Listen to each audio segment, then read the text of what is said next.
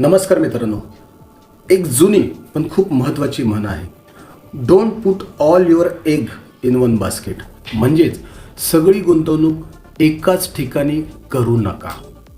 जर तुम्ही सगळी रक्कम एकाच शेअरमध्ये किंवा एकाच फंडमध्ये गुंतवली आणि तिथे जर तुमचं नुकसान झालं तर तुमचं पूर्ण पोर्टफोलिओ धोक्यात येतो.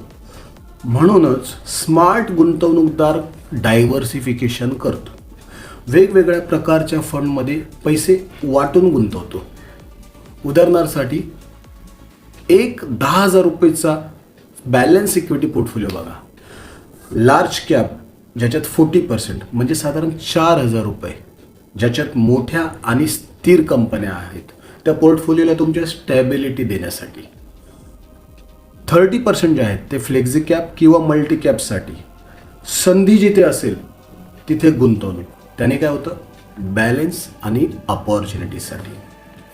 तिसरे 20% ते ग्रोथसाठी, म्हणजे ज्याच्यात वेगाने वाढणाऱ्या कंपन्या आहेत, ज्या स्पीडने जाणार आहेत त्याच्यात मिड कॅप आणि स्मॉल कॅप. आणि लास्टचे जे 10% आहेत म्हणजे साधारण 1,000 रुपये 10,000तली ते डेट आणि हायब्रिड फंड. मार्केट खाली जरी गेलं तरी स्टेबिलिटी आणि रिबॅलन्ससाठी.